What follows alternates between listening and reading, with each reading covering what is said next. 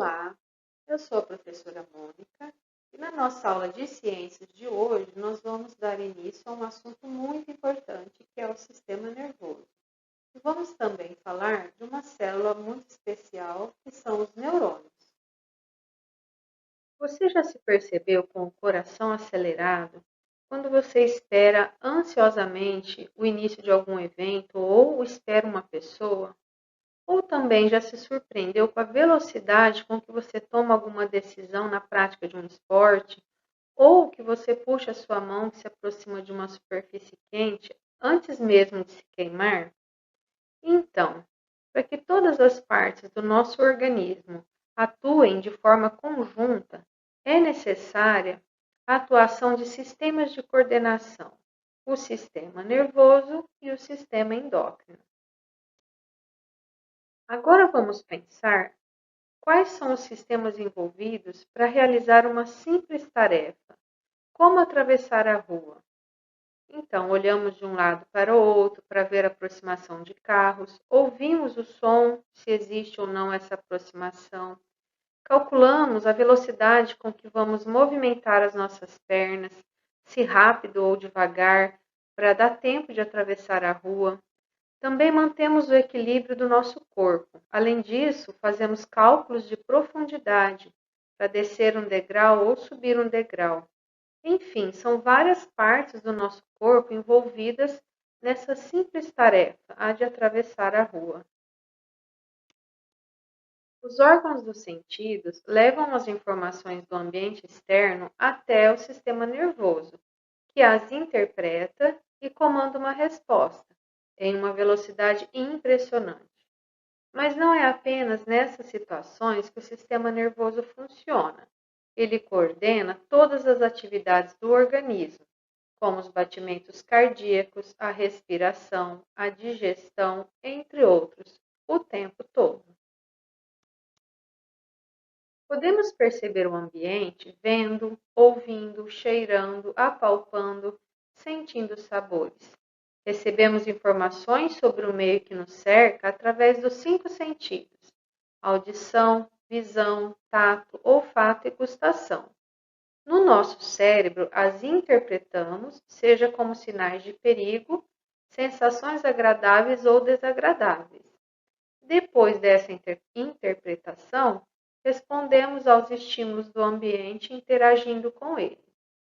Os sentidos fazem parte do sistema sensorial, responsável por enviar as informações obtidas para o sistema nervoso central, que, por sua vez, analisa e processa a informação recebida.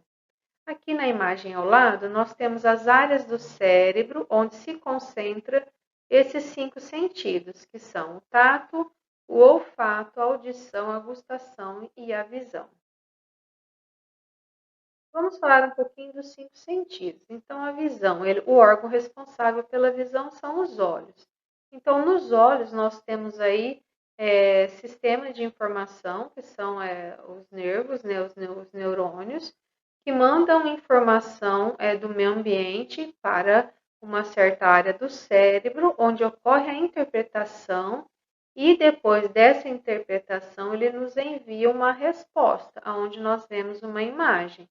Então, através dos olhos, nós podemos visualizar, né, os ambientes, as cores, as pessoas, os objetos, entre outras coisas que a visão nos permite.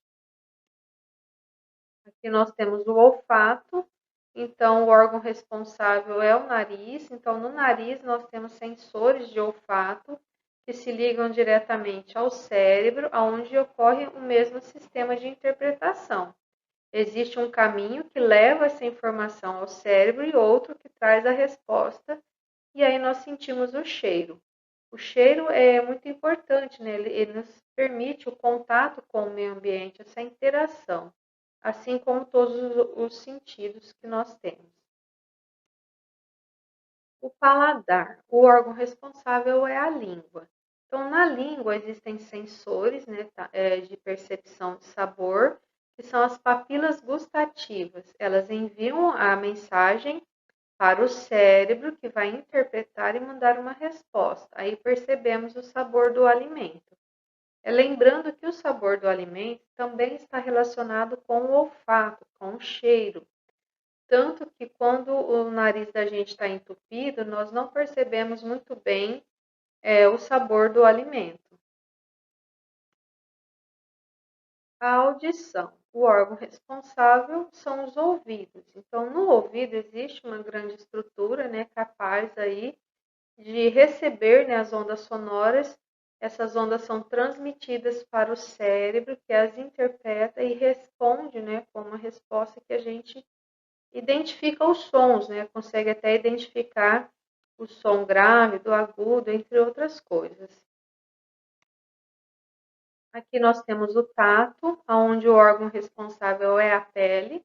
Então, é o maior órgão do corpo humano. A pele, ela, por toda a sua extensão, existem sensores de temperatura, de pressão, de dor também, né? E em certas áreas do nosso corpo, essa percepção é mais sensível, né? Como o toque dos dedos, das mãos, o rosto. Então, tem áreas com mais sensores do que outras. Para que todas as partes do organismo possam atuar em conjunto, é necessária a atuação de sistemas de coordenação. Essa coordenação é feita pelo sistema nervoso e pelo sistema endócrino. Os órgãos dos sentidos, assim como os outros sistemas do nosso corpo, eles transmitem as informações que eles recebem através de uma célula muito especial chamada de neurônios. Vamos ver agora como é a sua estrutura. Aqui nós temos uma imagem de como é a célula do neurônio. Então, o neurônio ele é formado por um núcleo e um corpo celular. Nas extremidades do corpo celular, nós temos os dendritos, que são ramificações. Então, o corpo celular tem um formato de uma estrelinha. Então, em todas as pontinhas, nós temos as ramificações que irão se ligar a outros neurônios. O neurônio ele também possui uma cauda. Essa cauda se chama axônio. E no final do axônio, nós temos aí ramificações dele que vão se ligar a outros neurônios.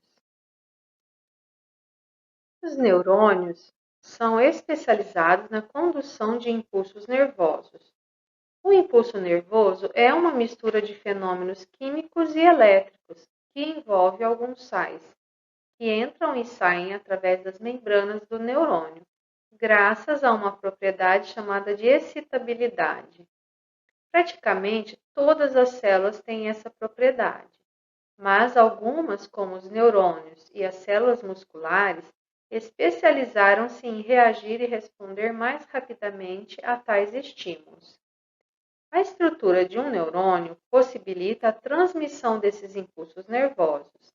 Apresenta expansões ramificadas nas extremidades, os axônios e os dendritos, e o núcleo que se encontra no corpo celular. Compreender a estrutura de um neurônio é muito importante para entender melhor o funcionamento do sistema nervoso.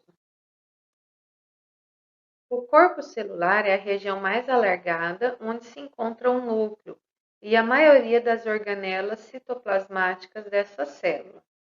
Os filamentos que aparecem mais curtos na ilustração são os dendritos. Geralmente são numerosos e muito ramificados, e nem sempre são curtos. Existem neurônios com dendritos mais longos, e é através desses prolongamentos que as células nervosas recebem e propagam os estímulos. O prolongamento único e comprido na ilustração é o axônio, que se ramifica apenas na ponta, e é através dele que a célula nervosa envia os impulsos a outras células.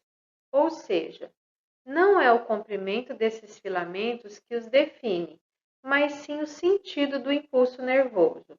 Chega através dos dendritos, que fica ali no corpo celular, e vai em direção ao axônio da mesma célula.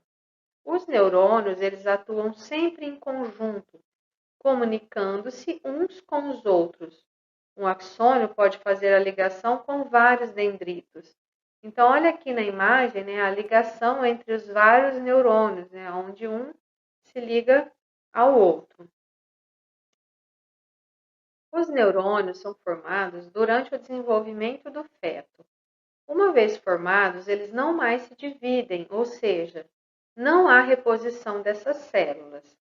Nascemos com cerca de 100 bilhões de neurônios e perdemos em torno de 500 por hora. Mas não entre em pânico, temos neurônios de sobra. E mais, sabe-se que as atividades que desafiam o cérebro, como ler e estudar, diminuem o ritmo de perda, além de estimular a ramificação dos dendritos. Por outro lado, o estresse e o uso de drogas, como o álcool, por exemplo, aumentam essa taxa de destruição. Durante muito tempo, acreditou-se que, uma vez formados, os neurônios não mais se dividiam e, portanto, não seriam repostos se fossem destruídos por qualquer motivo. No entanto, seus prolongamentos poderiam ser regenerados dependendo do local da lesão e desde que o corpo celular não tivesse sido destruído. Recentemente, pesquisas têm sugerido que algumas regiões do cérebro apresentam neurônios novos, o que indicaria que pode haver multiplicação dessas células. Esses estudos representam uma esperança para pessoas que tiveram neurônios destruídos por doenças neurodegenerativas, por exemplo, e perderam certas funções neurológicas. Como os neurônios se comunicam? Existe uma conexão entre dois neurônios e ela acontece entre os terminais dos axônios de um neurônio e os dendritos do outro, um arranjo que recebe o nome de sinapse. Então, como vocês podem ver aqui na imagem do neurônio ao lado, na pontinha do axônio, ele vai se ligar ao dendrito, né, que está no corpo celular do outro neurônio. E assim ocorre a transmissão de um neurônio para o outro. Como os neurônios se comunicam? Então, olhando atentamente a sinapse da figura ao lado, pode-se perceber que o axônio e o dendrito eles não se tocam. No minúsculo espaço entre eles, chamado de fenda ou espaço sináptico, serão lançadas algumas moléculas ou mediadores químicos ou neurotransmissores. Quando o impulso nervoso vem através do axônio e chega à extremidade deste, ocorre a liberação dos neurotransmissores, que vão desencadear o impulso nervoso na membrana do dendrito do próximo neurônio, conduzindo-o em direção ao corpo celular, e daí para o axônio dessa célula e assim por diante. Então, essa informação ela vai passando, né, de um neurônio para o outro, através aí dos neurotransmissores. Aqui nessa imagem, nós temos em destaque essa fenda sináptica, o encontro aí do axônio com o dendrito, onde são lançadas as substâncias que são os neurotransmissores. O impulso nervoso.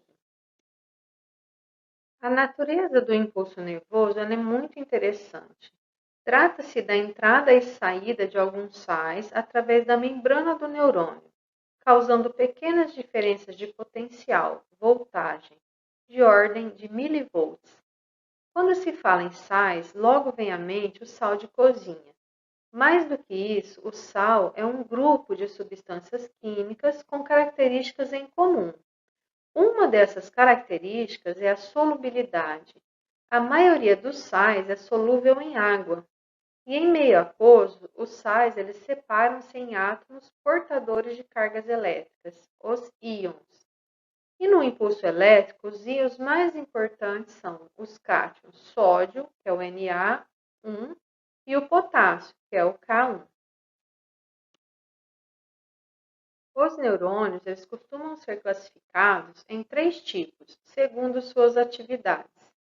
Neurônios sensoriais ou sensitivos, que transmitem os impulsos nervosos de receptores sensoriais, como as terminações da pele ou dos outros órgãos do sentido, em direção a outros neurônios.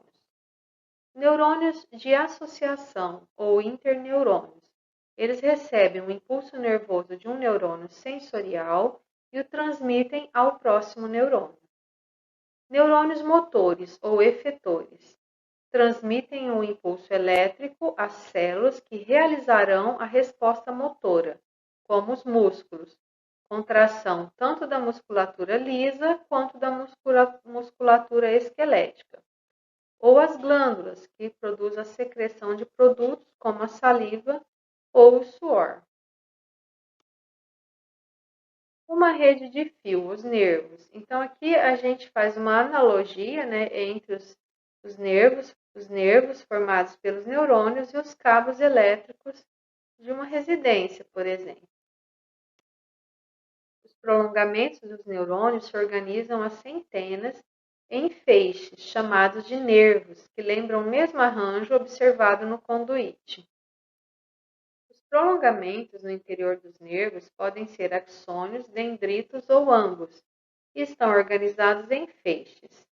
Os nervos podem conter feixes apenas de prolongamentos de neurônios motores ou de neurônios sensoriais ou ainda serem mistos. Os corpos celulares dos neurônios não fazem parte do nervo, estando localizados na parte central do sistema nervoso ou em gânglios, como na figura a seguir. A nossa aula de hoje ela vai ficando por aqui. Nessa aula nós vimos como o nosso corpo interage, né, com o meio externo através dessa transmissão de informações para o sistema nervoso. Vimos também a estrutura da célula nervosa e na próxima aula daremos sequência a esse assunto. Bons estudos para vocês, muito obrigada e até a nossa próxima aula.